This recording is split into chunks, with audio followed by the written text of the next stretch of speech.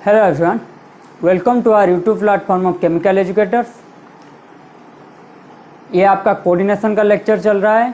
तो पहले क्लास में हमने इलेक्ट्रॉन न्यूट्रलिटी प्रिंसिपल पढ़ा था, दूसरे क्लास में हमने डेंसिटी पढ़ा था और तीसरे क्लास में हमने कोऑर्डिनेशन नंबर 6 का शुरुआत किया था, जिसमें हमने क्या पढ़ा था, ट्राइगोनल प्रिज्मेटिक। आज हम बेसिक सा पढ़ेंगे कोऑर्डिनेशन नंबर 6। उसके बाद क्या क्या होता है कोऑर्डिनेशन नंबर 4 में, उसका किस में क्या क्या ज्योमेट्री होता है, उसको लेके हम कोऑर्डिनेशन को आगे बढ़ाएंगे। स्टार्ट करते हैं आज का क्लास।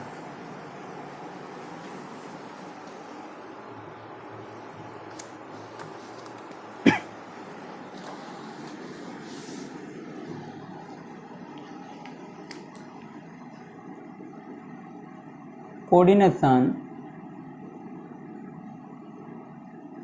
नंबर 6, ठीक है। कोऑर्डिनेशन नंबर 6, D0 से D3 के केस ले लेते हैं। क्या करते हैं, D0 से D3। D0 का आपको मैंने बता चुका हूँ। D0 D1 में आपका क्या होगा, अगर आपका L जो होगा बल्कि है या फिर CH3 है तो आप क्या लेंगे, इसको ट्राइगोनल प्रिज्मेटिक। नहीं तो अगर L आपका CH3 नहीं है तो D0 D1 में आपका क्या होगा, आपका होगा ऑक्टाहेड्रल, ठीक है।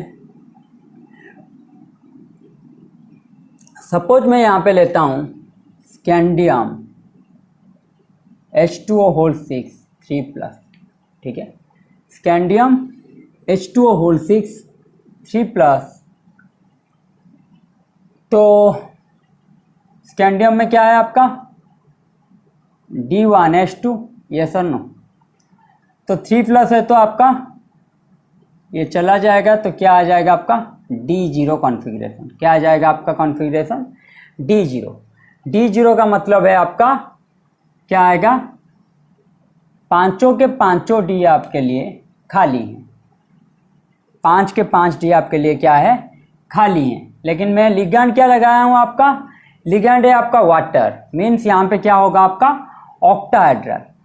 और ऑक्टाहेड्रल के लिए हमें पता है, ऑक्टाहेड्रल के लिए हमें पता है हाइब्रिडाइजेशन क्या आपका होता है, sp3d2 या फिर d2sp3, ठीक है। sp3d2 होगा या तो d2sp3 होगा। यहाँ पे क्या है हमारा 3d 4s 4p 4d।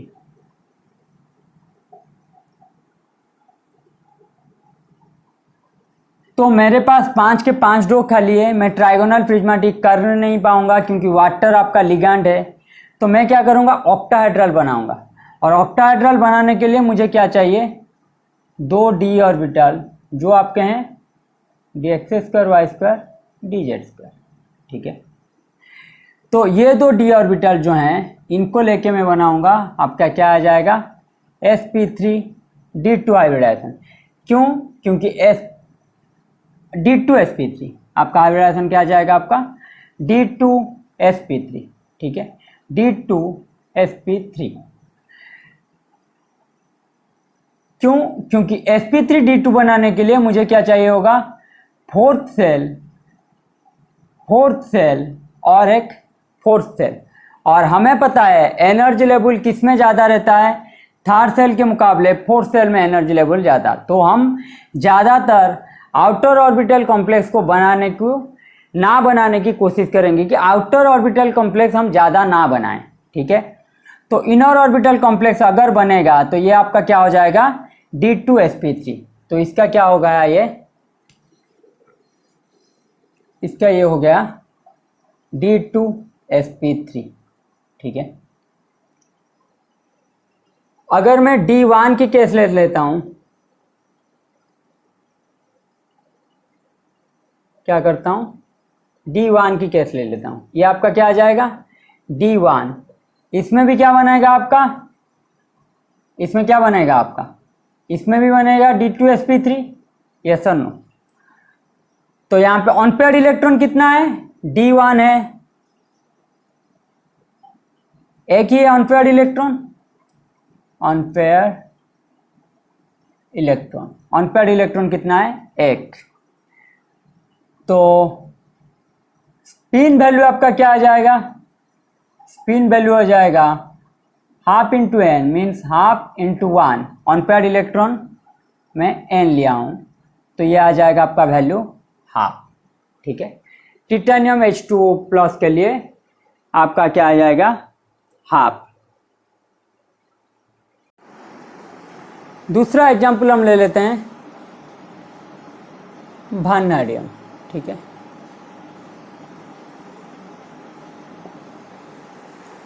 तो ये आपका क्या आ जाएगा, D2 कॉन्फ़िगरेशन। इसमें भी 2 D खाली हैं तो ये भी आपका क्या आ जाएगा, D2sp3।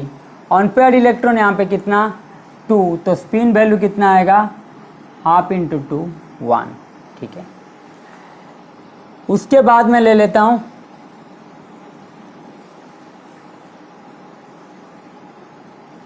ये आपका आ जाएगा D3।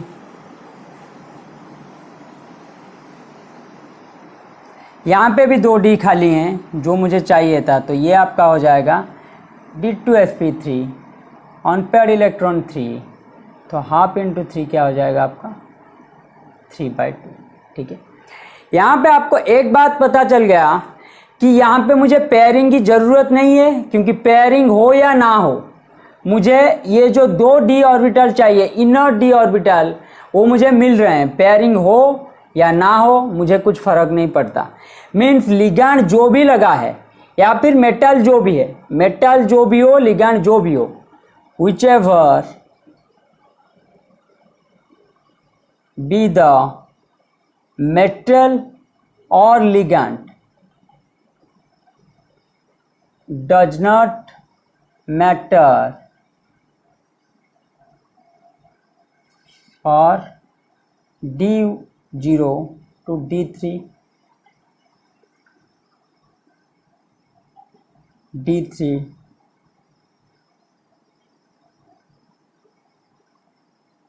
in octahedral complex. ठीक है, ऑक्टाहेड्रल कॉम्प्लेक्स के लिए मेटल जो भी हो, लिगैंड जो भी हो, अगर D0 से D3 कॉन्फ़िगरेशन के अंदर आ रहा है तो वो क्या होगा, मुझे फर्क नहीं पड़ेगा, क्योंकि स्पिन का वैल्यू आपका वहाँ यहाँ पे पेयरिंग होगा ही नहीं। क्यों, क्योंकि मुझे जो 2 D ऑर्बिटल चाहिए वो वैसे ही मिल रहे हैं। तो यहाँ पे अगर स्पिन वैल्यू एक ही आ रहा है आपका, यहाँ पे देखिए स्पिन वैल्यू हाफ ही आएगा आपका, यहाँ पे स्पिन वैल्यू 1 आएगा, यहाँ पे स्पिन वैल्यू क्या आएगा, 3/2 हमेशा आएगा। तो ये आपका क्या हो जाएगा, यहाँ पे आपका क्या होगा, यहाँ पे नो लो स्पिन या फिर हाई स्पिन कॉम्प्लेक्स का नो लो स्पिन या फिर हाई स्पिन, इसका कोई भी ज़रूरत नहीं होगा। मीन्स हम इसको नहीं बोल सकते कि ये हाई स्पिन या लो स्पिन है, क्योंकि हाई स्पिन लो स्पिन बोलने के लिए हमें 2 वैल्यू चाहिए स्पिन वैल्यू। यहाँ पे सिर्फ एक ही स्पिन वैल्यू मिलेगा, तो यहाँ पे हम लो स्पिन या हाई स्पिन नहीं बोल सकते। यहाँ अगर लो स्पिन हाई स्पिन नहीं बोल सकते तो स्ट्रॉन्ग लिगैंड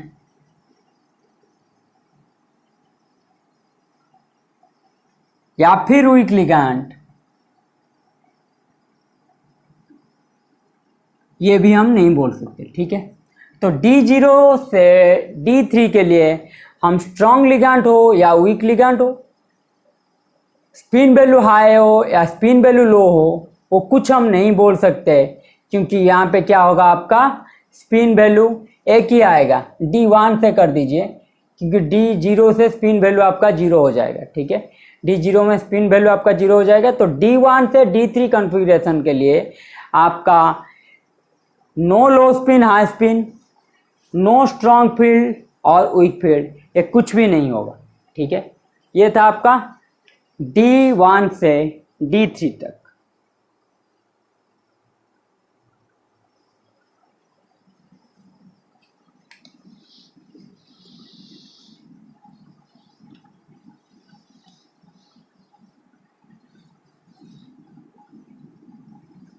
एक ही स्पिन वैल्यू हम क्यों ले रहे हैं, पेयरिंग हम क्यों नहीं करवा रहे हैं, क्योंकि no pairing needed as dx2y2 and dz2 orbital always available। ठीक है, हमेशा अवेलेबल रहता है, इसलिए आपका पेयरिंग हम नहीं करवाएंगे। अब आ जाते हैं हम D4 से D6 तक, D4 से D6 तक। ठीक है, D4 में आपका क्या होगा, ये रहा आपका D4। D4 में आपका क्या होगा, यहां पे हम अगर पेयरिंग करवा रहे हैं, अगर पेयरिंग नहीं हो रहा है, ठीक है, पेयरिंग अगर नहीं हो रहा है तो मैं क्या करूंगा, मैं कोऑर्डिनेशन नंबर 6 के लिए आपका हाइब्रिडाइजेशन क्या है, sp3d2 होगा या फिर d2sp3 होगा। ठीक है, तो sp3d2 के लिए, d2sp3 के लिए मुझे पेयरिंग चाहिए होगा, क्योंकि यहां पे d already 4th d orbital आपका पार्टिसिपेट कर चुका है और मुझे 2 d orbital inner orbital, 2 d orbital चाहिए। तो मैं क्या करूंगा, अगर पेयरिंग नहीं करवा सकता तो मैं क्या करूंगा, ये आउटर d को लेके sp3d बनाऊंगा। अगर पेयरिंग कर दिया तो इनर d को लेके मैं क्या बनाऊंगा, d2sp3।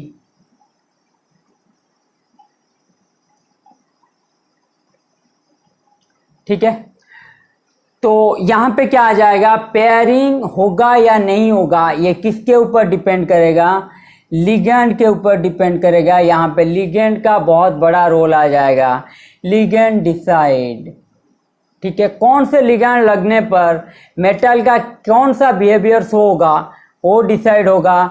D4 से D6 केस के लिए, D7 में भी होगा, D7 का एक एक्सक्लूसिव केस है, इसलिए D4 से D6 लिख रहा हूं। तो लिगेंड डिसाइड करेंगे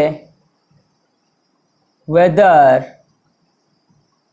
इट इज पेयर्ड और नॉट। ठीक है, अगर लिगेंड डिसाइड करेंगे पेयरिंग होगा या नहीं होगा, तो जो वीक फील्ड लिगेंड होगा, ठीक है, यहां पे क्या हो रहा है, देखिए यहां पे ऐसा हो रहा है, अगर आपका मेरे पास नहीं है अवेलेबल d ऑर्बिटल, मेरे पास इनर ऑर्बिटल अवेलेबल नहीं है, और आउटर ऑर्बिटल लेने पे मुझे क्या प्रॉब्लम होगा, आउटर ऑर्बिटल में मुझे ये आएगा कि s और d के बीच, 4s 4d के बीच क्या होगा, एनर्जी गैप बहुत ही ज़्यादा। ठीक है, तो मेरे पास अवेलेबल है नहीं, तो मजबूरी में मुझे ये लेना पड़ेगा, क्योंकि एनर्जी गैप बहुत ज़्यादा होने पे स्टेबिलिटी डिक्रीज करेगा, इसलिए इनर ऑर्बिटल कॉम्प्लेक्स हमेशा ज़्यादा स्टेबल रहते हैं आउटर ऑर्बिटल कॉम्प्लेक्स से। फिर भी यहाँ पे अगर मैं पेयरिंग करवा नहीं सकता तो मुझे मजबूरी में क्या करना पड़ेगा, ये हायर एनर्जी गैप को अपने हाइब्रिडाइजेशन के लिए लेना होगा, क्योंकि मैं पेयरिंग करवा नहीं सकता। जो पेयरिंग करवा नहीं पाएंगे उनको क्या बोला जाएगा, वीक लिगेंड। ठीक है, इनके घर में कोई घुस आया है, ये उसको कुछ नहीं कर पा रहे हैं, तो ये क्या करेंगे, भाई तू रुक ले मेरे घर पे, मैं जाके अलग रहता हूँ और कहीं पे रहता हूँ। तो ये हो जाएंगे क्या, आपका वीक लिगेंड। तो यहाँ पे अनपेयर्ड इलेक्ट्रॉन कितना है, D4 का केस ले रहा हूँ। ठीक है, D4 के केस में अनपेयर्ड इलेक्ट्रॉन कितना है, 4। तो स्पिन वैल्यू कितना आ जाएगा आपका, स्पिन वैल्यू आ जाएगा 1/2 × 4 2। ठीक है, 1/2 × 4 2। अगर पेयरिंग हुआ, अगर पेयरिंग हुआ मतलब कोई बाहुबली आ गया, ठीक है, बोलेगा कि मैं रुकूंगा तो यहीं पे ही रुकूंगा। ठीक है, किसके घर में आप घुस जाए और आप बोलेंगे कि मैं इसी घर में ही रुकूंगा, तो आप क्या करेंगे, मतलब आप किसी बाहुबली के घर में घुस गए और बोलेंगे कि मैं यहाँ पे रहने वाला हूँ, तो बाहुबली आपको क्या करेगा, आपको बोलेगा कि रहना है, मतलब ह्यूमन है हम, तो रहना है तो तू क्या करेगा, थोड़े ही जगह में रहे, ज़्यादा जगह मत ले, नहीं तो तुझे निकाल दूंगा। तो ये क्या कर लेंगे, स्ट्रॉन्ग लिगैंड जब आएगा ये क्या कर लेंगे, पेयरिंग कर लेंगे। स्ट्रॉन्ग लिगैंड जब आएगा ये क्या करेंगे, पेयर हो जाएंगे। पेयर होने की वजह से यहाँ पे देखिए आपका क्या हो गया, इनर जो डी ऑर्बिटल मुझे चाहिए था वो मुझे मिल गया। मीन्स यहाँ पे हाइब्रिडाइजेशन क्या हो जाएगा, D2sp3, ये आपका हो जाएगा sp3d2। तो ये आपका है outer orbital complex, outer orbital complex OC। ये आपका हो जाएगा इनर ऑर्बिटल कॉम्प्लेक्स IOC। तो यहाँ पे अनपेयर्ड इलेक्ट्रॉन कितना है, 0, तो स्पिन वैल्यू क्या आ जाएगा आपका 0। ठीक है, स्पिन वैल्यू क्या आ जाएगा आपका 0। उसी तरह D5 में अगर लूँ, अगर उसी तरह D5 में अगर मैं लूँ, D5 की बात करूँ, तो D5 में क्या होगा, वीक लिगैंड के लिए पांचों के 5 d ऑर्बिटल फिलअप हैं, और मैं क्या करूँगा, मुझे इनको निकाल नहीं सकता मैं, तो मैं क्या करूँगा, वीक लिगैंड के लिए क्या आ जाएगा आपका, वीक लिगैंड के लिए अनपेयर्ड इलेक्ट्रॉन 5, तो स्पिन वैल्यू हो जाएगा 2.5।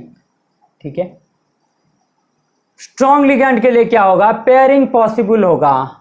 स्ट्रॉन्ग लिगैंड के लिए पेयरिंग पॉसिबल होगा, तो अभी भी 2 d ऑर्बिटल खाली हैं पेयरिंग पॉसिबल होने के बाद, तो अनपेयर्ड इलेक्ट्रॉन कितना हो गया है 1, तो स्पिन वैल्यू कितना आ जाएगा, हाफ। ठीक है, ये था आपका D5 का। D6 में उसी तरह होगा कि 6 हो जाएंगे, तो यहाँ पे एक पेयरिंग हो जाएगा, और ये दो D6 में क्या होगा, D6 में होगा D6, तो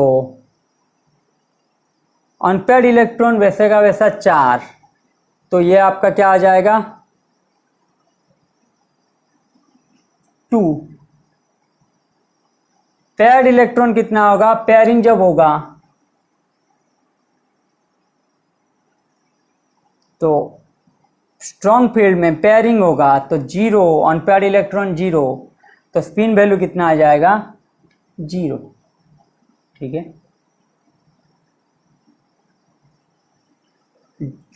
D5 गया D6 के लिए। ठीक है, D5 के लिए आपका आया था, हाँ हाफ आया था। ठीक है, D4 के लिए आपका 0 आया था। तो यहां से हमने क्या देखा, यहां से हमने देखा कि D4 के लिए क्या आया आपका, स्पिन वैल्यू एक आएगा आपका पेयरिंग ऑन पेयरिंग। ठीक है, पेयर्ड में क्या होगा आपका, D4 में आपका आएगा पेयरिंग जब होगा तो ये आपका आ जाएगा 0, स्पिन वैल्यू क्या आ जाएगा आपका 0। ऑन पेयरिंग में आपका स्पिन वैल्यू कितना आएगा, ऑन पेयर्ड में आपका स्पिन वैल्यू आ रहा था 2। ठीक है, D5 के केस में पेयरिंग में आपका आ रहा था हाफ, ऑन पेयरिंग में आपका आ रहा था कितना 2/2.5।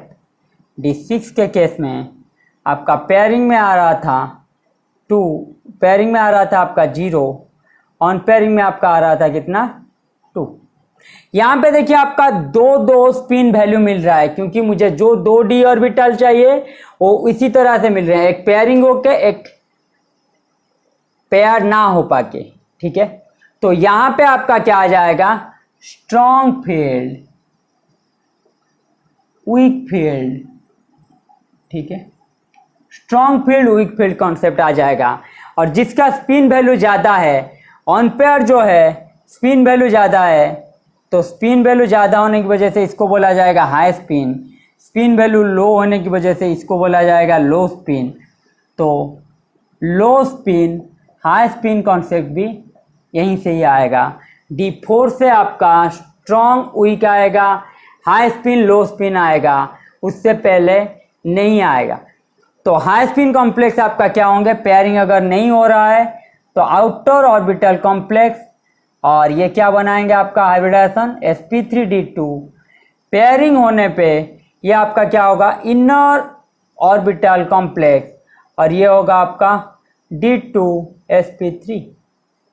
ठीक है, ये था आपका हाई स्पिन लो स्पिन का कॉन्सेप्ट।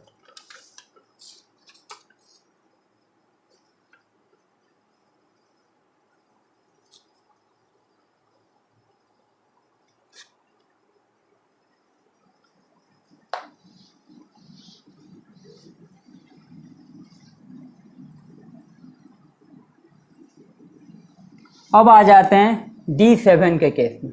ठीक है, D7 जनरली हम कोबाल्ट 2+ को लेके ही आपको बोलते हैं। कोबाल्ट आपका क्या है,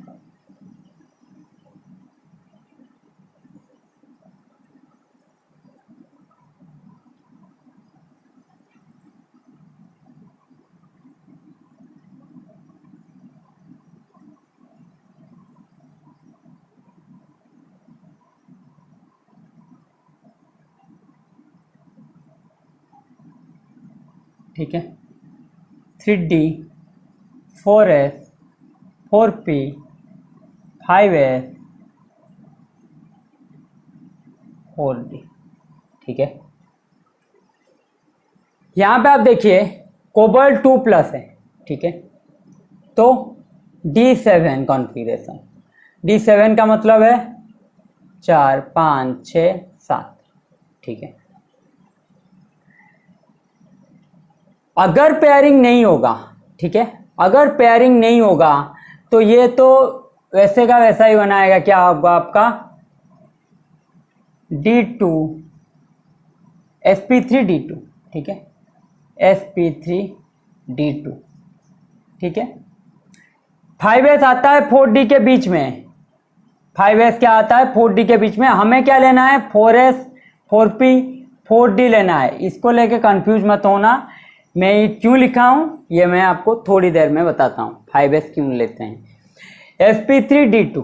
ठीक है, अगर यहाँ पे पेयरिंग पॉसिबल हुआ, मीन्स अगर मैं स्ट्रॉन्ग लिगैंड को लाया, अगर मैं क्या किया मेटल के साथ स्ट्रॉन्ग लिगैंड आपको जुड़ाया, तो स्ट्रॉन्ग लिगैंड जुड़ने पे क्या होगा, पेयरिंग होगा। ये तो था आपका वीक लिगैंड के केस में। अगर स्ट्रॉन्ग लिगैंड जुड़ेगा तो आपका क्या होगा, पेयरिंग होगा। और पेयरिंग होने पे आप देख सकते हैं अब भी यहाँ पे क्या है, मुझे 2d ऑर्बिटल नहीं मिल रहे हैं, मीन्स मुझे इनर ऑर्बिटल कॉम्प्लेक्स बनाने के लिए क्या होगा d2sp3 मीन्स 2d ऑर्बिटल चाहिए। अभी भी मेरे पास क्या है, पेयरिंग होने के बावजूद भी, dd पेयरिंग होने के बावजूद भी यहाँ पे क्या है, अभी भी मेरे पास क्या है 2 वैकेंट d ऑर्बिटल नहीं है। तो मैं ये क्या करूँगा, इसको 5s ऑर्बिटल में रख दूंगा। इसको क्या करूंगा, इस इलेक्ट्रॉन को 5s ऑर्बिटल में लेके रख दूंगा। तो कोबाल्ट आपका एक ही केस है जो आपका पेयरिंग भी कराएगा, इसको हम क्या बोलते हैं, ट्रांसफर। तो ट्रांसफर से क्या आएगा, ट्रांसफरेंस। ट्रांसफर से क्या आएगा, ट्रांसफरेंस। ट्रांसफर ऑफ इलेक्ट्रॉन क्या हो जाएगा आपका, कॉन्सेप्ट को हम क्या बोलेंगे, ट्रांसफरेंस कॉन्सेप्ट। तो यहाँ पे E नॉट ऑक्सीडेशन का वैल्यू आपका बहुत ही ज़्यादा होगा। E नॉट ऑक्सीडेशन का वैल्यू आपका क्या होता है, इसमें बहुत ही ज़्यादा होता है। इसी से हम पता लगाते हैं कि यहाँ पे कैसे हो रहा है, इनर ऑर्बिटल कॉम्प्लेक्स हो रहा है, क्योंकि आपका 7 इलेक्ट्रॉन है। 7 इलेक्ट्रॉन में आप पेयरिंग करवाने के बाद भी 1 इलेक्ट्रॉन बचेगा। अगर 1 इलेक्ट्रॉन बचेगा तो आप d2sp3 करवा नहीं सकते। लेकिन कोबाल्ट एक ऐसा केस है जिसमें आपका ट्रांसफरेंस केस आ जाएगा, मीन्स ये dd पेयरिंग भी करवाएगा और इलेक्ट्रॉन को लेके 5s ऑर्बिटल में छोड़ भी देगा। इसका मतलब आपको एग्जांपल देता हूं कैसे होता है ये ट्रांसफरेंस केस हम कैसे समझेंगे। ठीक है,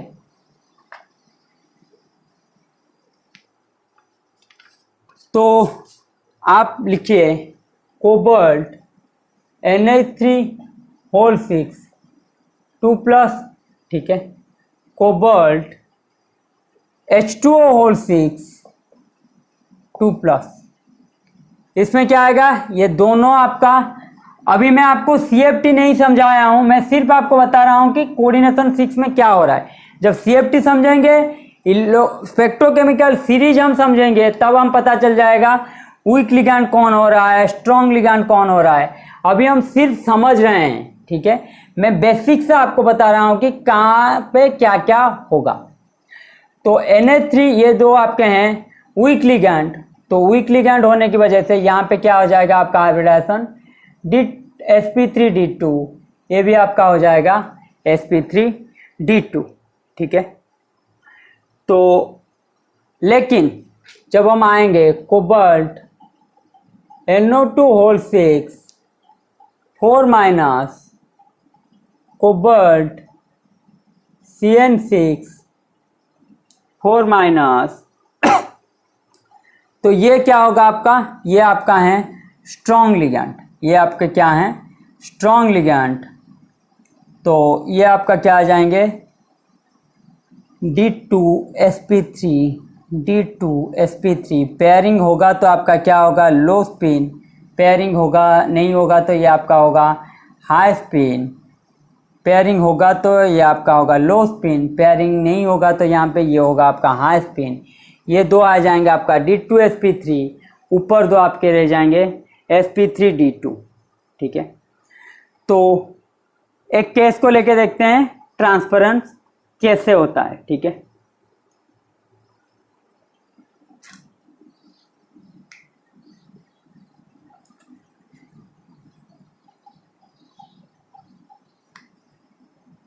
CO NO2 होल 6 4-, मैंने आपको क्या समझाया, इनका E0 ऑक्सीडेशन बहुत ही हाई रहते हैं।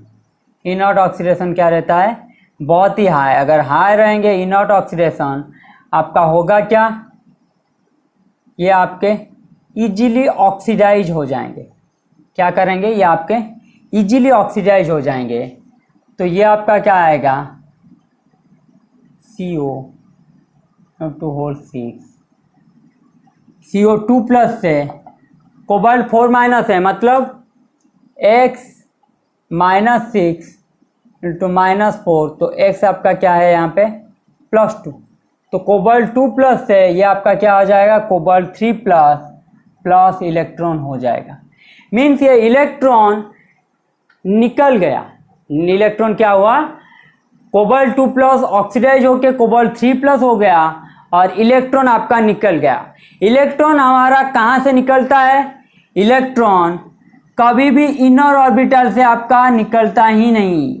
इलेक्ट्रॉन आपका क्या होता है, क्योंकि इनर ऑर्बिटल हमेशा न्यूक्लियस के पास रहते हैं, तो स्ट्रांगली अट्रैक्टेड, अगर स्ट्रांगली अट्रैक्टेड रहेंगे तो आपका क्या होगा, वो निकल नहीं सकते, ठीक है। मैंने आपको क्या बताया, मैंने आपको बताया कि ये जो इलेक्ट्रॉन रहता है D7 में स्ट्रॉन्ग फील्ड के केस में, ये जो इलेक्ट्रॉन रहे, ये इलेक्ट्रॉन ये कहाँ पे है, एक्चुअली किस में रहे, ये है आपके 5s में, एक्चुअली किस में है, ये 5s में, 3D में नहीं रहता। अगर 3D में रहता तो ये आपका क्या है थर्ड सेल, ये आपका है फिफ्थ सेल, और एनर्जी किसका कम, थर्ड सेल में आपका एनर्जी कम। अगर थर्ड सेल में एनर्जी कम तो न्यूक्लियस के पास होने की वजह से ये क्या होगा आपका, यहाँ से हम निकाल नहीं पाएंगे। लेकिन फिफ्थ सेल में क्या होगा आपका, न्यूक्लियस से दूर होने की वजह से हम निकाल सकते हैं, क्योंकि अट्रैक्शन इसके ऊपर कम है, इसके ऊपर ज़्यादा है। तो ये जो इलेक्ट्रॉन है ये कहाँ से निकला है, 5s से निकला है। तो यहाँ से हमें पता चल गया कि ये इलेक्ट्रॉन जो है, ये जो इलेक्ट्रॉन है ये 3D में नहीं रहता, ये किस में रहता है, 5s में रहता है, क्योंकि इसका इलेक्ट्रॉन E0 ऑक्सीडेशन बहुत ही ज़्यादा रहता है। तो ये इजीली ऑक्सीडाइज हो जाता है। ऑक्सीडाइज होने के बाद जो इलेक्ट्रॉन निकलेगा उसी से ही हमें पता चल जाएगा कि इलेक्ट्रॉन निकल रहा है, मतलब किस में है, 5s में है। अगर 3D में होता तो ये इलेक्ट्रॉन इजीली नहीं निकलता, क्योंकि इनर ऑर्बिटल को न्यूक्लियस का अट्रैक्शन ज़्यादा रहता है।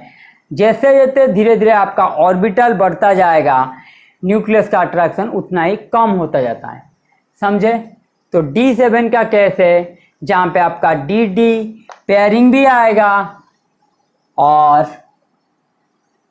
क्या होगा, ट्रांसफरेंस के केस भी आएगा। तो T7 लो स्पिन कॉम्प्लेक्स का आपका क्या होगा, DD pairing as well as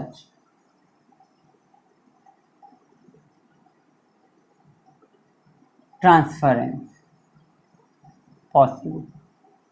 ठीक है, एक एक्सक्लूसिव केस है जहाँ पे DD पेयरिंग भी होगा और ट्रांसफरेंस भी पॉसिबल होगा।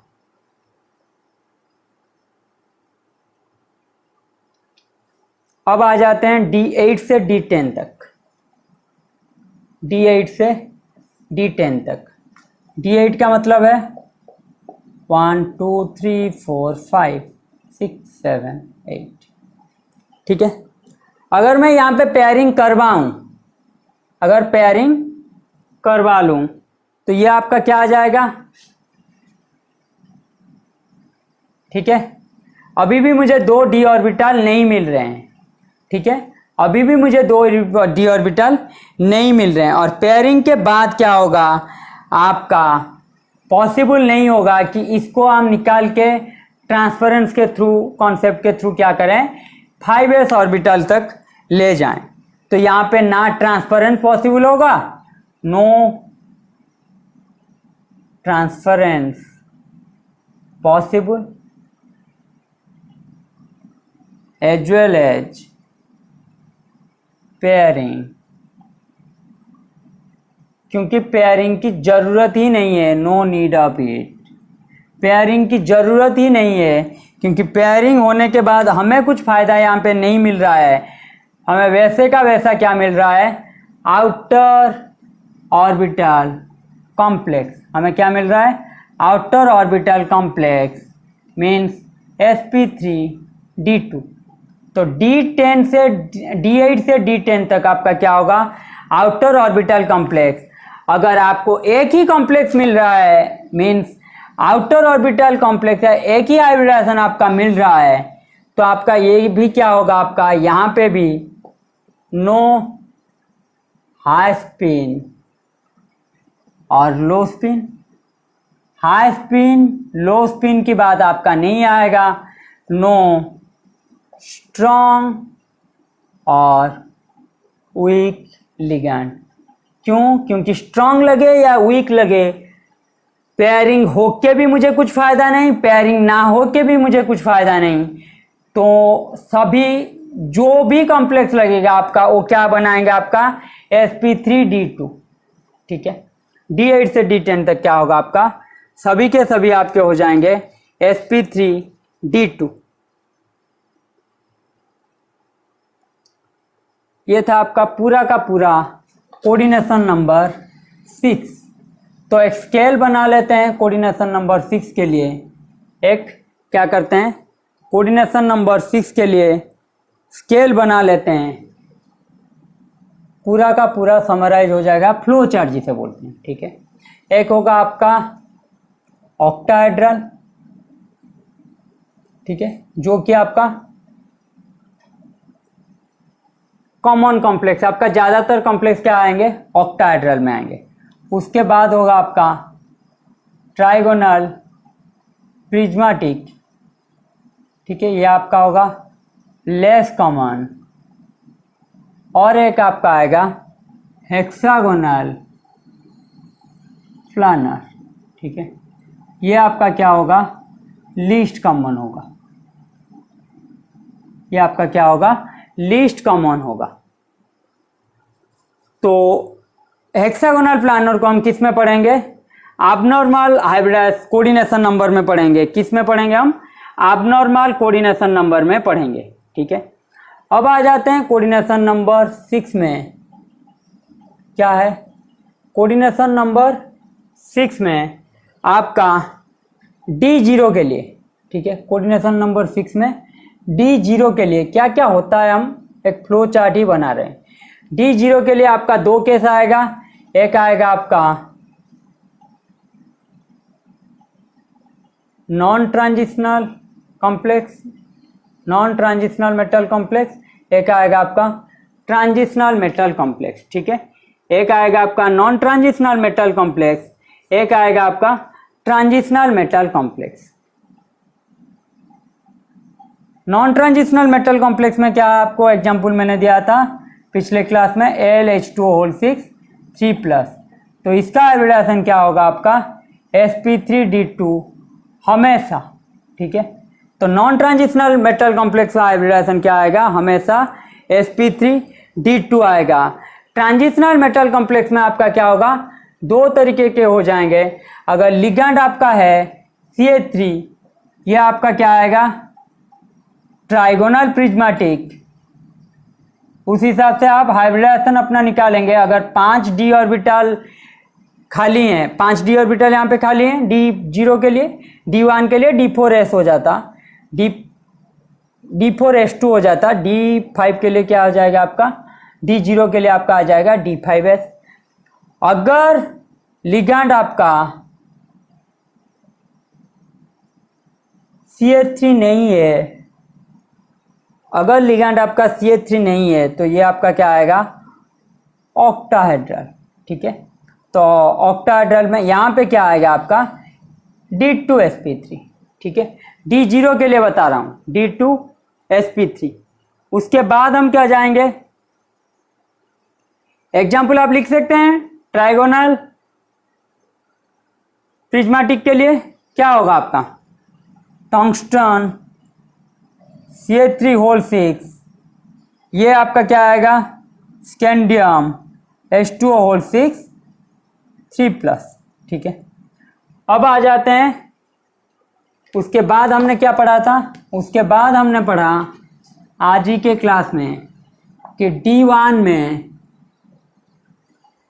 D1 से D3 तक आपका क्या आएगा D2sp3 ऑक्टाहेड्रल के लिए। ठीक है, सभी ऑक्टाहेड्रल कॉम्प्लेक्स की बात कर रहा हूं। D4 से D7 आपका क्या आएगा वीक लिगेंड स्ट्रॉन्ग लिगेंड। ठीक है, स्ट्रॉन्ग लिगेंड होगा, वीक लिगेंड स्ट्रॉन्ग लिगेंड आएगा। वीक लिगेंड आपका क्या होगा, वीक लिगेंड में आपका आएगा no pairing possible, no pairing possible. अगर पेयरिंग नहीं होगा तो आपका क्या होगा आउटर ऑर्बिटल कॉम्प्लेक्स होगा, और ये आपका हो जाएगा sp3d2। अगर स्ट्रॉन्ग लिगेंड आएगा तो पेयरिंग होगा, अगर पेयरिंग पॉसिबल होगा तो ये आपका क्या आ जाएगा इनर ऑर्बिटल कॉम्प्लेक्स, तो इसमें क्या होगा आपका हाइब्रिडाइजेशन D2sp3। ठीक है, उसके बाद है आपका D8 से D10 तक, ये आपका क्या होगा, यहाँ पे भी आपका हमेशा आएगा ऑलवेज, ये आपका रहे ऑलवेज।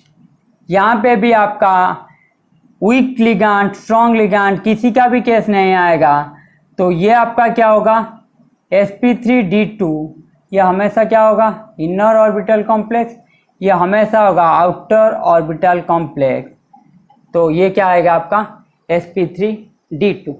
ठीक है, ये है आपका बेसिक सा कोऑर्डिनेशन नंबर 6। CFT में हम देखेंगे कि कहाँ से कैसे क्या क्या होता है। ठीक है, यहाँ तक आप लिख लीजिए।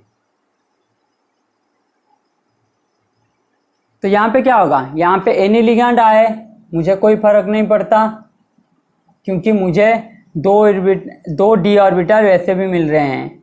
यहाँ पे भी एनी लिगेंड आए मुझे कुछ फर्क नहीं पड़ता, क्योंकि मुझे इनर d ऑर्बिटल नहीं मिलेगा। तो ये आपका है कोऑर्डिनेशन नंबर 6 का बेसिक सा। ठीक है,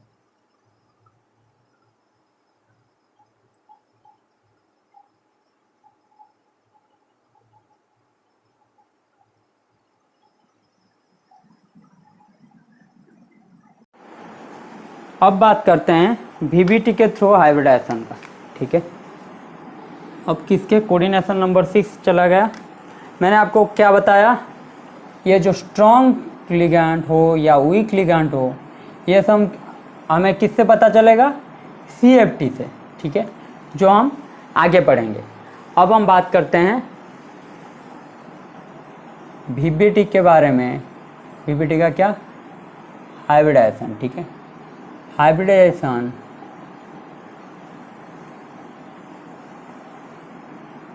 अकॉर्डिंग टू VBT,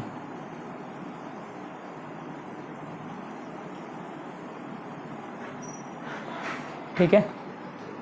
अब हम बात करते हैं हाइब्रिडाइजेशन अकॉर्डिंग टू VBT।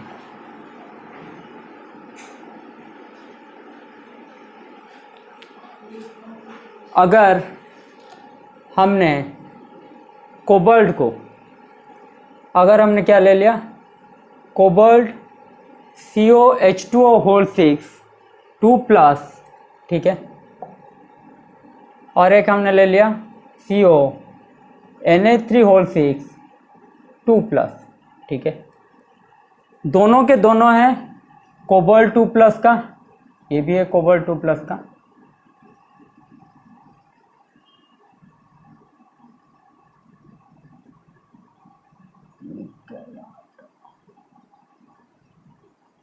दोनों के दोनों हैं D7 कॉन्फ़िगरेशन, ठीक है। दोनों के दोनों क्या हैं, D7 कॉन्फ़िगरेशन। सिर्फ इसमें क्या है, लिगैंड चेंज हुआ है। तो अगर हम VBT को पूछे कि यहाँ पे कौन होगा वाटर एंड NH3 के बीच, स्ट्रॉन्ग लिगैंड कौन होगा, वीक लिगैंड कौन होगा, तो VBT हमें क्या करेगा, बता नहीं पाएगा। क्या करेगा VBT हमें बता नहीं पाएगा। तो वो हमें क्या पूछेगा, पहले इसका मुझे μSO बताओ। पहले क्या बताओ मुझे, VBT मुझे रिटर्न करेगा जवाब में कि वो मुझे क्वेश्चन पूछ लेगा कि μSO पूछाओ, बताओ मुझे, means spin only magnetic moment. μSO क्या होता है आपका, स्पिन ओनली मैग्नेटिक मोमेंट, जिसका वैल्यू क्या होता है n होल इंटू n+2 का रूट ओवर BM। BM क्या है आपका, बोर मैग्नेटन, ठीक है। BM है आपका बोर मैग्नेटन। तो VBT आपको जो भी हाइब्रिडाइजेशन बोलेगा, वो हाइब्रिडाइजेशन किसके बेस्ड होगा, वो बेस्ड होगा आपका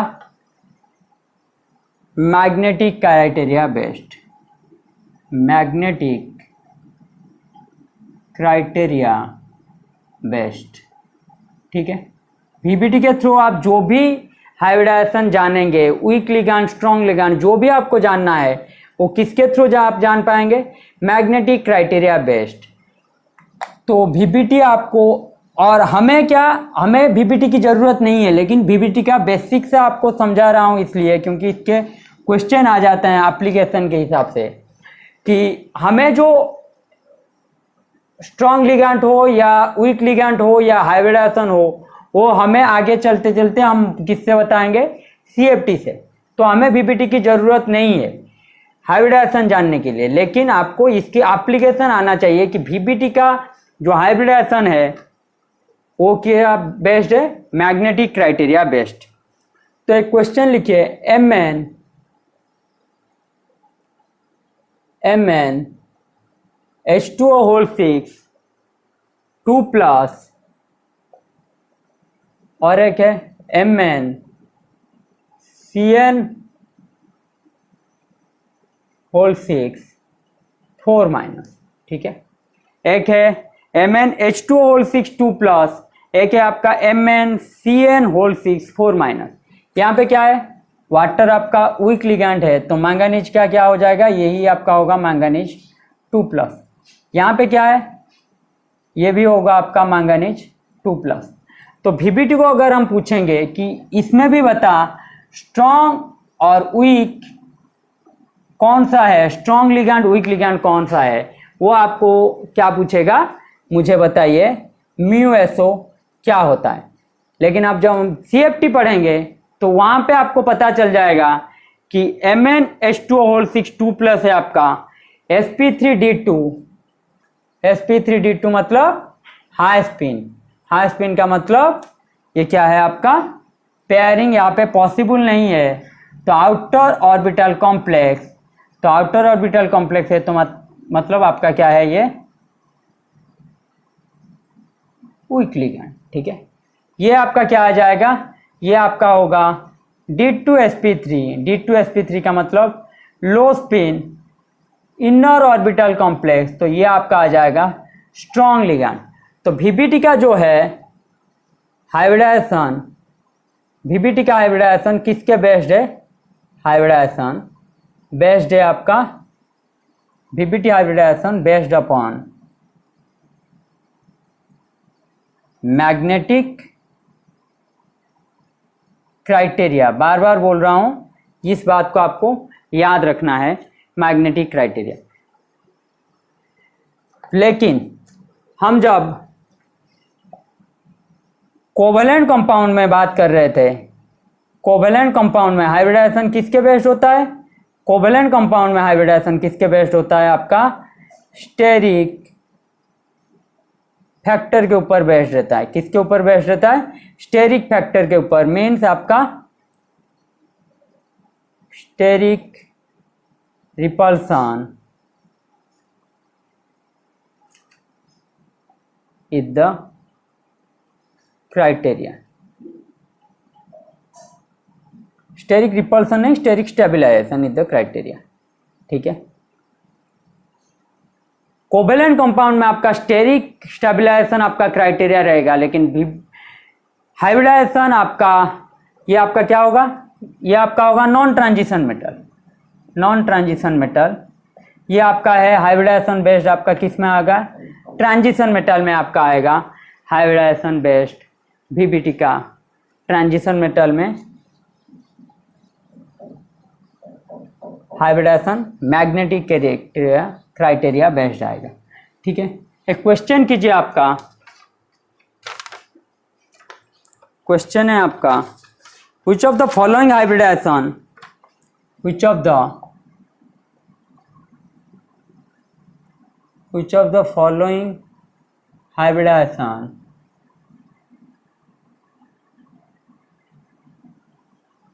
cannot be explained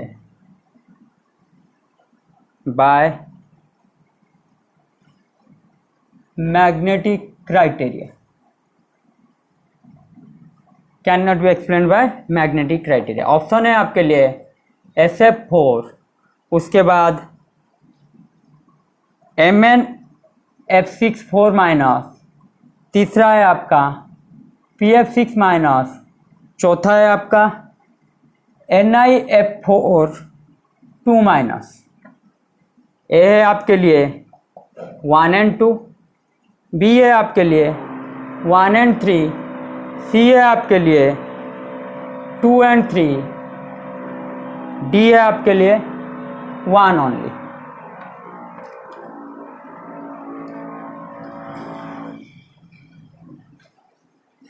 ठीक है, बताइए मुझे आंसर क्या आएगा आपका। ये आपका नॉन ट्रांजिशनल मेटल है, तो ये आपका नहीं हो पाएगा, मैग्नेटिक क्राइटेरिया बेस्ड नहीं होगा। ये आपका नॉन ट्रांजिशनल मेटल है, मैग्नेटिक क्राइटेरिया बेस्ड नहीं होगा। Can not be explain bye है ना, तो ये आपका है एक्सप्लेन हो सकता है, ये एक्सप्लेन हो सकता है magnetic criteria based. Can not be explain bye क्या होगा, ये दो आपका 1 and 3 आपका आ जाएगा can not be explain by magnetic criteria based. ठीक है, which of the following hybridisation can not be explain by magnetic criteria, ये आपका आएगा क्या SF4 PF6-।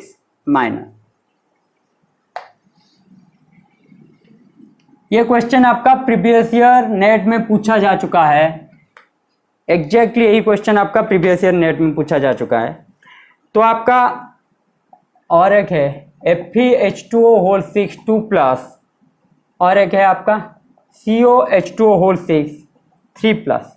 ठीक है, ये है आपका Fe2+, यह है आपका कोबाल्ट 3+। Fe2+ का मतलब D6, कोबाल्ट 2+ का मतलब D6। यहाँ पे सिर्फ क्या है, ऑक्सीडेशन स्टेट डिफरेंट है और मेटल डिफरेंट है, ठीक है। तो यहाँ पे अगर हम VBT को पूछेंगे कि हाइब्रिडाइजेशन आप निकाल के बताओ, वो आपको पहले μSO निकालने को बोलेगा। तो यहाँ पे क्या होगा, μSO फॉर्मूला क्या है, n होल इंटू n+2 का √Bm। तो Fe2+ का मतलब है D6, D6 का मतलब है, ठीक है। तो यह है आपका 6 × 4 का √24 Bm आ जाएगा आपका Fe का। लेकिन कोबाल्ट का आपका क्यों आ जाएगा, आपका कोबाल्ट का आ जाएगा, कोबाल्ट में क्या हो जाएगा आपका, पेयरिंग हो जाएगा। पेयरिंग हो जाएगा मतलब अनपेयर्ड इलेक्ट्रॉन कितना रहेगा कोबाल्ट में, आपका पेयरिंग हो जाएगा। तो आपका अनपेयर्ड इलेक्ट्रॉन कितना रहेगा, 0 रहेगा, ठीक है। अनपेयर्ड इलेक्ट्रॉन कितना रहेगा, 0 रहेगा, मतलब 0। तो ये आपका क्या हो जाएगा, डाई मैग्नेटिक, ठीक है। इनकी चर्चा तो हम बाद में करेंगे। मैं आपको ये इसलिए एग्जाम्पल दिया कि अगर आपको स्ट्रॉन्ग लिगैंड वीक लिगैंड पता नहीं होगा, कौन से ऑक्सीडेशन स्टेट में कौन सा ligand strong ligand weak ligand की तरह एक्ट करता है, तो आपको पता नहीं चलेगा यहाँ पे पेयरिंग हो रहा है, यहाँ पे पेयरिंग ऊपर में पेयरिंग नहीं हो रहा है। Fe के केस में पेयरिंग नहीं हो रहा है, कोबाल्ट के केस में पेयरिंग हो रहा है। तो VBT के थ्रू हाइब्रिडाइजेशन कैसे हम करते हैं, VBT के थ्रू हाइब्रिडाइजेशन के लिए पहले आपका क्या, हाइब्रिडाइजेशन निकालने के लिए आपको क्या करना पड़ेगा, पहले μSO निकालना पड़ेगा। μSO से आप क्या निकालेंगे, n का मतलब है अनपेयर्ड इलेक्ट्रॉन, ठीक है। n से आप कहाँ जाएंगे, n से आप जाएंगे स्ट्रॉन्ग लिगैंड या फिर वीक लिगैंड। अनपेयर्ड आपका जितना बचा वहां से आपको पता चल जाएगा, यहाँ पे अनपेयर्ड है नहीं तो ये आपका है स्ट्रॉन्ग लिगैंड, यहाँ पे अनपेयर्ड है तो ये आपका है वीक लिगैंड। सिर्फ ऑक्टाहेड्रल की बात कर रहा हूं मैं, ठीक है। उसके बाद क्या आएंगे हम, आउटर ऑर्बिटल कॉम्प्लेक्स या फिर इनर ऑर्बिटल कॉम्प्लेक्स या फिर आउटर ऑर्बिटल कॉम्प्लेक्स। ये था VBT का क्राइटेरिया आपको हाइब्रिडाइजेशन बताने के लिए। तो हाइब्रिडाइजेशन जानने के लिए VBT का हमें क्या चाहिए होगा, μSO। इसीलिए हम VBT से हम निकालते नहीं। अब आ जाते हैं कोऑर्डिनेशन नंबर 4 पे। अब किस में आ जाते हैं, कोऑर्डिनेशन नंबर 4 पे।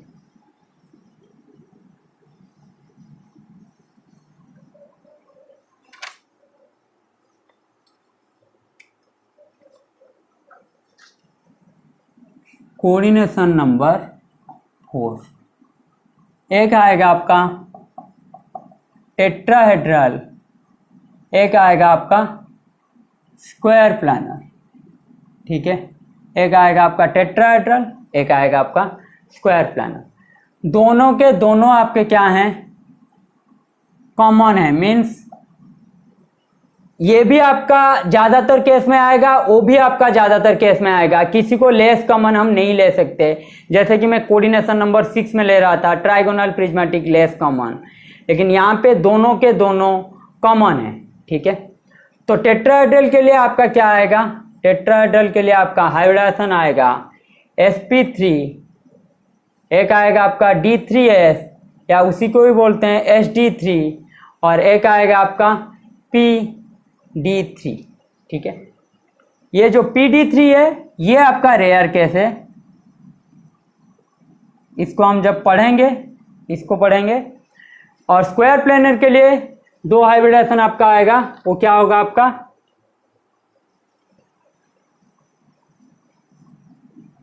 dsp2 sp2d।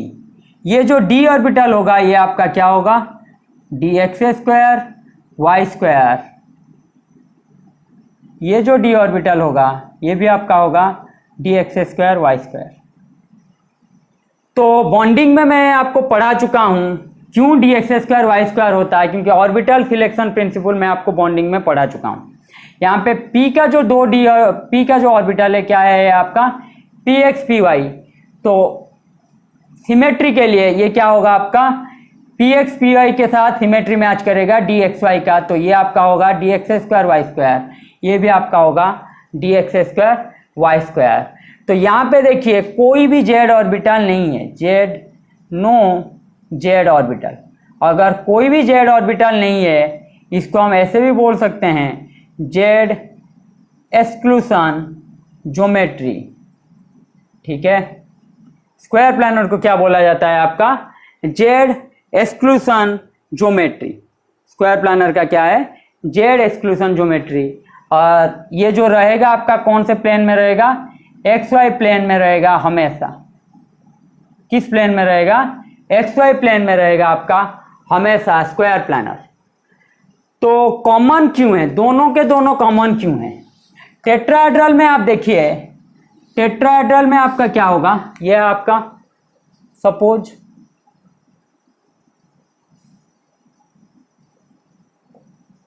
यह आपका टेट्राहेड्रल। ठीक है, तो टेट्राहेड्रल में आपका क्या होगा? ये बॉन्ड एंगल क्या है आपका?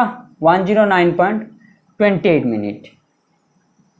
ये आपका लिगेंड है या फिर एटम, आप कोई भी ले सकते हैं। ठीक है, ये आपका O मतलब ऑक्सीजन नहीं है। ठीक है, ये आपका है स्क्वायर प्लानर का स्ट्रक्चर। ये क्या है आपका? स्क्वायर प्लानर का स्ट्रक्चर। चारों के चारों मॉलिक्यूल स्क्वायर के कॉर्नर के पोजीशन में रहेंगे। यहाँ पे बॉन्ड एंगल कितना आएगा? बॉन्ड एंगल आएगा आपका 90 डिग्री। और मैंने आपको बॉन्डिंग में पढ़ाया था 90 डिग्री बॉन्ड एंगल मतलब रिपल्सन ज़्यादा, बॉन्ड एंगल ज़्यादा मतलब रिपल्सन कम। ठीक है, इसलिए तो बॉन्ड एंगल बढ़ता है रिपल्सन को हटाने के लिए। तो टेट्राहेड्रल में जो आपका स्टेबिलिटी आएगा वो क्या आएगा आपका? टेट्राहेड्रल होगा आपका स्टेरिकली मोर स्टेबल, क्योंकि यहाँ पे लिगेंड लिगेंड रिपल्सन लेस होगा। लिगेंड लिगेंड रिपल्सन क्या होगा? लेस होगा। यहाँ पे 90 डिग्री बॉन्ड एंगल है तो लिगेंड लिगेंड रिपल्सन ज़्यादा होगा, लेकिन यहाँ पे कौन सा स्टेबिलाईजेशन आएगा? ये आपका आएगा इलेक्ट्रॉनिकली मोर स्टेबल। ये आपका आएगा इलेक्ट्रॉनिकली स्टेबल। क्यों? क्योंकि यह इसका CFSE बहुत ही ज़्यादा है, हाई CFSE। क्या है? इसका CFSE बहुत ही ज़्यादा है। तो इसका जो लिगेंड का रिपल्सन आएगा उसको भरपाई कौन कर देगा? आपका CFSE। तो CFSE ज़्यादा होने की वजह से इसका स्टेबिलिटी किसके लिए आएगा? इलेक्ट्रॉनिकली ये हो जाएगा आपका square planar more stable. Tetrahedral आपका होगा स्टेरिकली मोर स्टेबल। टेट्राहेड्रल क्या होगा आपका? Sterically more stable. ये देखिए, ये आपका है टेट्राहेड्रल। ठीक है, ये आपका क्या है? टेट्राहेड्रल है। बॉन्ड एंगल कितने हैं? 109.28 मिनट। तो इनके बीच रिपल्सन नहीं हो रहा है, बहुत ही कम रिपल्सन हो रहा है, तो ये स्टेरिकली स्टेबल। लेकिन इसी को ही अगर मैं स्क्वायर प्लानर करूं, ठीक है,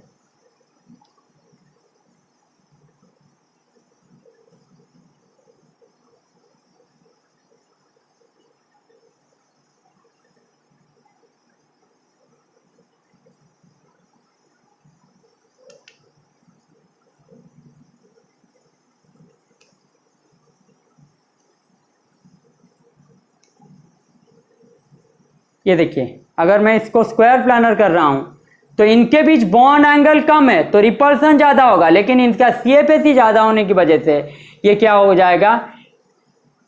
स्टेबल हो जाएगा। क्योंकि इसका CFSE ज़्यादा है तो इलेक्ट्रॉनिकली ये क्या रहते हैं?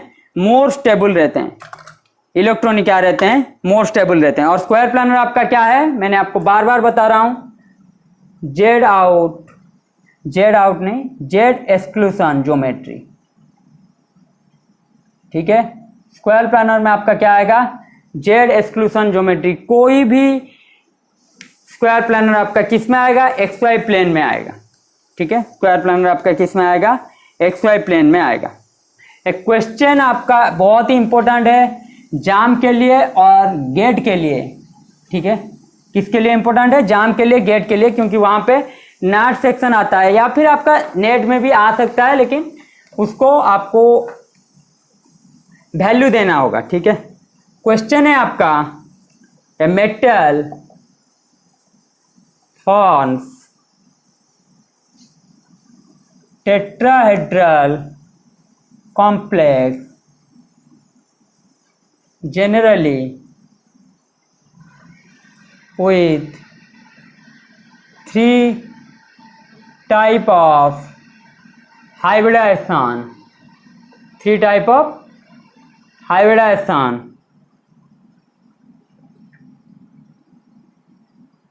with some other ligands. It forms Z excluded geometry.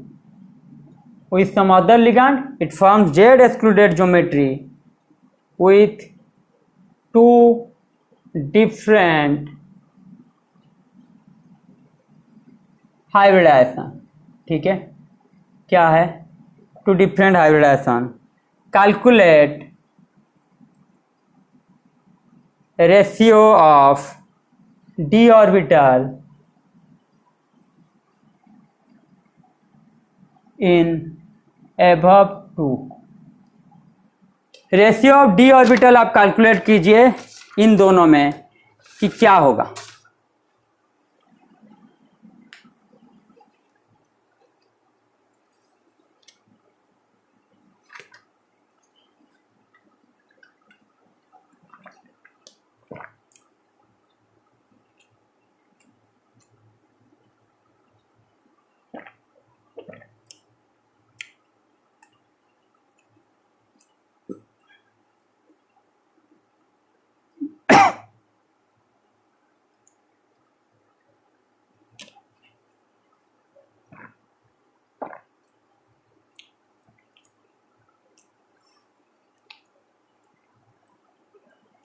देखिए दिया है क्या आपका, a metal form tetragonal complex, tetrahedral complex with three different type of hybridisation. मैंने आपको बताया टेट्राहेड्रल के लिए हाइब्रिडाइजेशन क्या आपका रहेगा, टेट्राहेड्रल के लिए हाइब्रिडाइजेशन रहेगा एक आपका sp3, दूसरा आपका रहेगा sd3o या फिर d3so, सेम ही है, तीसरा आपका रहेगा क्या pd3। ठीक है, उसके बाद पूछा है with some other ligand it form z excluded geometry. आपको पता होना चाहिए जेड एक्सक्लूडेड ज्योमेट्री का मतलब है स्क्वायर प्लानर, क्वेश्चन में यही इंपॉर्टेंट था। ठीक है, आपको पता होना चाहिए जेड एक्सक्लूडेड का मतलब क्या है, स्क्वायर प्लानर। अभी पता चल जाएगा आपको dsp2 या फिर sp2d, ये सर नो वही दिया है विथ टू डिफरेंट हाइब्रिडाइजेशन। तो आप बता सकते हैं आप हाइब्रिडाइजेशन का डी ऑर्बिटल का रेशियो क्या होगा। यहाँ पे डी ऑर्बिटल है नहीं, इसमें 3, इसमें 3, 6, टेट्राहेड्रल के लिए 6 डी ऑर्बिटल, स्क्वायर प्लानर के लिए d1 d2, तो d कितना आएगा 2, तो 6/2 क्या आ जाएगा आपका 3:1 या फिर 3, जो भी आपका ऑप्शन में होगा आप उस हिसाब से लगाएंगे। ठीक है, ये था आपका एक ट्रिकी क्वेश्चन जो कि आपको संभल के करना है। आपको सिर्फ याद रखना है स्क्वायर प्लानर में क्या है, कोई भी जेड ऑर्बिटल पार्टिसिपेट नहीं करता। ऑर्बिटल सिलेक्शन प्रिंसिपल मैंने आपको बॉन्डिंग में बहुत अच्छी तरीके से पढ़ा चुका हूँ। ठीक है, अब आ जाते हैं relative preference between tetrahedral and square planar. Relative preference between, relative preference between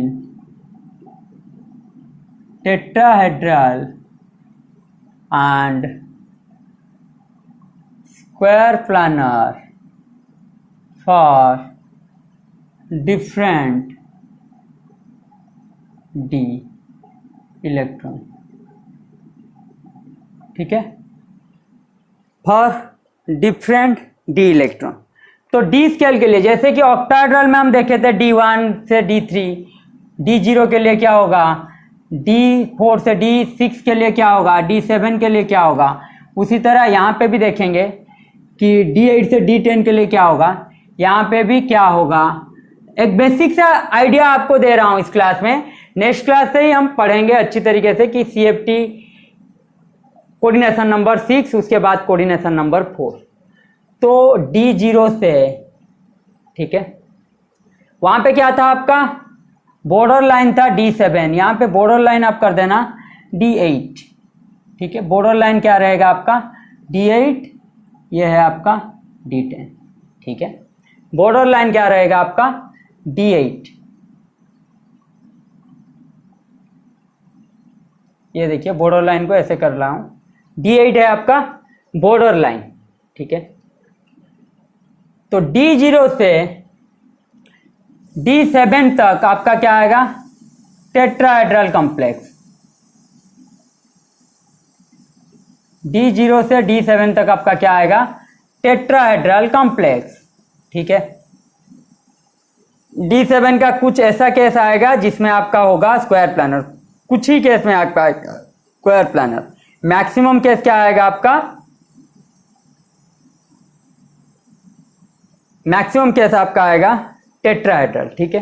D8 D9 में आपका रहेगा बोथ, D8 D9 में आपका बोथ रहेगा tetrahedral as well as square planar, tetrahedral as well as square planar. D10 में आपका क्या रहेगा, टेट्राहेड्रल हमेशा, ठीक है। D10 में क्या रहेगा आपका, टेट्राहेड्रल हमेशा। यहाँ पे दोनों के दोनों रहेंगे, D7 को छोड़ के D6 तक आपका क्या रहेगा, टेट्राहेड्रल ऑलवेज। कहाँ से, D1 से D6 तक, ठीक है। ये था आपका बेसिक सा। तो इसको अगर तोड़े, ठीक है, क्योंकि हमें डिफरेंट हाइब्रिडाइजेशन मिल रहा है, टेट्राहेड्रल में 3 हाइब्रिडाइजेशन, स्क्वायर प्लानर में 2 टाइप्स ऑफ हाइब्रिडाइजेशन। तो अगर इनको तोड़े हम तो ये क्या होगा आपका, D0 से D2 तक, D0 से क्या होगा D2 तक, ये आपका आएगा D3S। D0 से D2 तक आपका क्या आएगा D3S, ये आपका हो जाएगा नॉर्मल हाइब्रिडाइजेशन, ठीक है। ये आपका हो जाएगा नॉर्मल हाइब्रिडाइजेशन। D3 से D7 तक आपका क्या होगा, यह आएगा आपका sp3 या फिर D3S। नॉर्मल हाइब्रिडाइजेशन आपका आएगा sp3, मीन ज़्यादातर केस में आपका हाइब्रिडाइजेशन क्या आएगा sp3, और कुछ कुछ केस में आपका हाइब्रिडाइजेशन क्या आएगा D3S। कुछ ही केस में आपका हाइब्रिडाइजेशन क्या आएगा D3S, जैसे कि FeO4 2- हो जाए, इन सब में क्या आएगा, कुछ केस में ये आपका आएगा, सम केसेस में D3S आएगा, ज़्यादातर केस में आपका आएगा sp3। D0 से D2 तक D3S आएगा नॉर्मल हाइब्रिडाइजेशन, मीन ज़्यादातर केस में आपका आएगा ज़्यादातर केस में D0 से D2 तक क्या आएगा आपका D3S, ठीक है। उसके बाद D8 D9 के लिए, ठीक है, D8 D9 के लिए, D8 के लिए क्या होगा आपका, D8 के लिए sp3 होगा आपका टेट्राहेड्रल के लिए, D8 के लिए sp3 होगा आपका टेट्राहेड्रल के लिए, और स्क्वायर प्लानर के लिए क्या होगा आपका DsP2। अगर D8 का कोई कॉम्प्लेक्स दिया है और वहां पे आपको स्क्वायर प्लानर हो रहा है तो उसका हाइब्रिडाइजेशन क्या होगा DsP2। अगर sp टेट्राहेड्रल हो रहा है तो उसका हाइब्रिडाइजेशन क्या होगा sp3। आप CFT के मतलब CFT के थ्रू पता चल जाएगा आपको कैसे होगा, क्या होगा, स्क्वायर प्लानर होगा, टेट्राहेड्रल होगा। सिर्फ आपको मैं हाइब्रिडाइजेशन लिखा रहा हूं कि जहां पे आपको इस तरह का कॉम्प्लेक्स मिल जाए तो आपको क्या लगाना है। ठीक है, D9 में अगर आपका टेट्राहेड्रल हुआ, D9 में अगर आपका टेट्राहेड्रल हुआ तो ये क्या आएगा आपका sp3। D9 में अगर आपका टेट्राहेड्रल हुआ तो ये आपका आएगा sp3, और स्क्वायर प्लानर के लिए क्या आ जाएगा आपका sp2d। स्क्वायर प्लानर के लिए क्या आएगा आपका sp2d D9 के लिए, और D10 के लिए आपका हमेशा क्या आएगा टेट्राहेड्रल। D10 के लिए आपका क्या आएगा हमेशा टेट्राहेड्रल। तो यहाँ पे क्या आएगा आपका sp3। ये आपका ऑलवेज, ये सब भी आपका ऑलवेज। ठीक है, और D8 से पीछे तक मैं आपको बता चुका हूं कि क्या होगा। D7 में जो मैंने आपको बताया था, D3 से D7 तक क्या आपका आएगा, D3 से D7 तक, D3 से D7 तक। ठीक है, sp3 हो या फिर D3s। ठीक है, ये सब का सब क्या आएगा आपका टेट्राहेड्रल आएगा। एक ही केस आएगा जो आपका स्क्वायर प्लानर होगा, वो आपका होगा ओनली केस। ठीक है, ओनली केस D7 में जो आपका होगा रेयर केस है, और एक ही केस है आपका D7 में जो होगा आपका क्या स्क्वायर प्लानर। D7 में मैंने आपको क्या बोला था कि कुछ कुछ केस आएंगे जहां पे स्क्वायर प्लानर होगा। आप एक ही केस लेके चलिए, D7 में एक ही केस होगा आपका स्क्वायर प्लानर। वो क्या होगा आपका COCN4 2 माइनस, COCN4 2 माइनस। ठीक है, ये आपका है स्क्वायर प्लानर, इसको आप याद रखेंगे। ये आपका क्या होगा स्क्वायर प्लानर। ठीक है,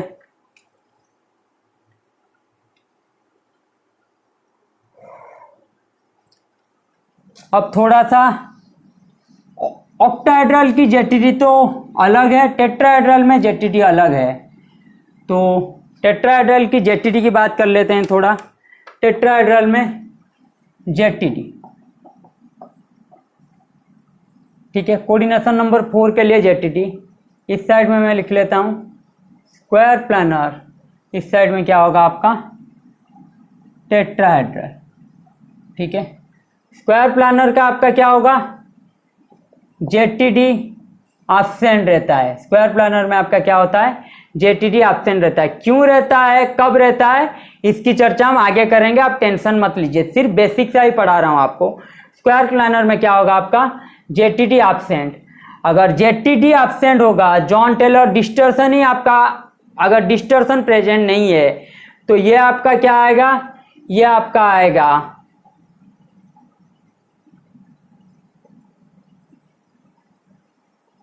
परफेक्ट।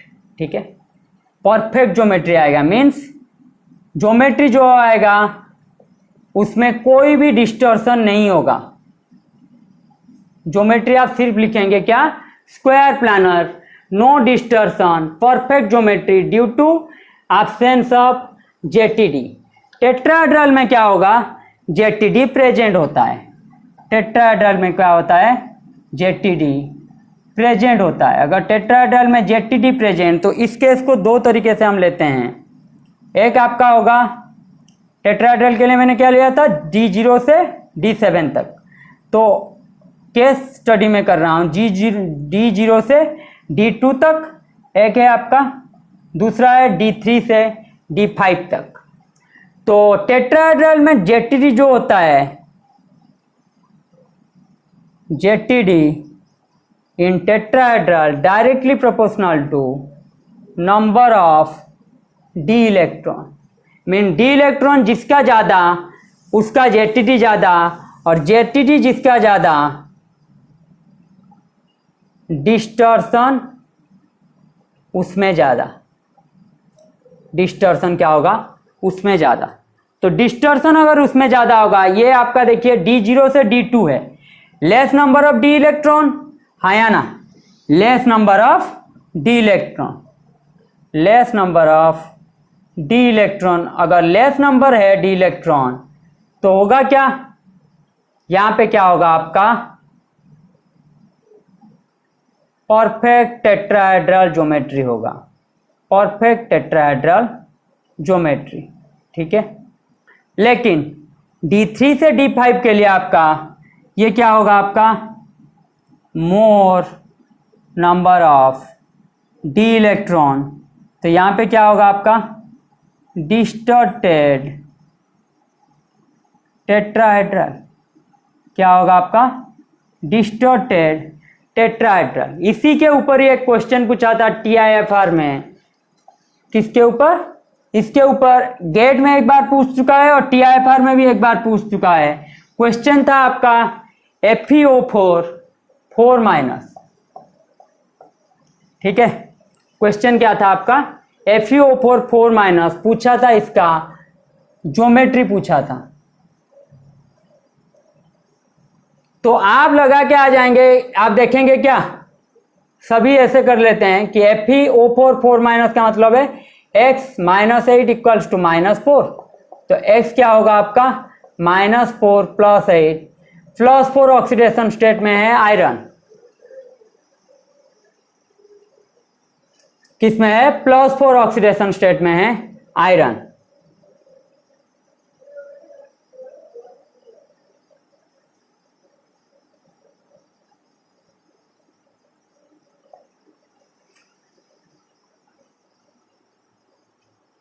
तो +4 ऑक्सीडेशन स्टेट में अगर आयरन है तो आपका क्या होगा, D6H2, क्या है आपका, D6H2। तो D6H2 में 4 निकाल दीजिए तो ये आपका क्या आ जाएगा, D4 कॉन्फ़िगरेशन, क्या आ जाएगा आपका, D4 कॉन्फ़िगरेशन, ठीक है। तो मैंने आपको क्या बताया, D0 से सभी लोगों को, बहुत बच्चों को पता है ये कि D7 के बाद ही आपका होता है स्क्वायर प्लानर, या फिर D7 का एक ही केस है, D7 के बाद स्क्वायर प्लानर। तो ज्योमेट्री लगा के आ जाएंगे टेट्राहेड्रल, ठीक है। आंसर आपका गलत हो जाएगा, आंसर आपका क्या है, डिस्टॉर्टेड टेट्राहेड्रल, साइटली डिस्टॉर्शन इसमें रहता है। सिमेट्री इसका क्या होगा, इसलिए इसका सिमेट्री कभी भी टेट्राहेड्रल नहीं होता, TD सिमेट्री इसका नहीं होता, ठीक है। हाइब्रिडाइजेशन तो अलग बात है, हाइब्रिडाइजेशन आप यहाँ पे क्या होगा, हाइब्रिडाइजेशन D3 ऐसा आएगा, टेट्राहेड्रल के हिसाब से ही हाइब्रिडाइजेशन आएगा, लेकिन आपका ज्योमेट्री क्या आएगा, डिस्टॉर्टेड टेट्राहेड्रल। ये था आपका बेसिक सा कोऑर्डिनेशन नंबर 6, कोऑर्डिनेशन नंबर 4 की केस, ठीक है। तो यहाँ पे क्या हो रहा था, Fe4+ में D4, तो D4 मतलब number of D electron more, implies distortion ज़्यादा। ये था आपका बेसिक सा कोऑर्डिनेशन नंबर 4 और 6 का डिस्कशन। आज के क्लास को यहीं पे रखते हैं, नेक्स्ट क्लास से हम आगे जाएंगे और कोऑर्डिनेशन नंबर 6 से स्टार्ट करेंगे। तब तक के लिए हमें विदा दीजिए और आप घर में रहिए, पढ़ाई कीजिए, सुस्त रहिए। धन्यवाद।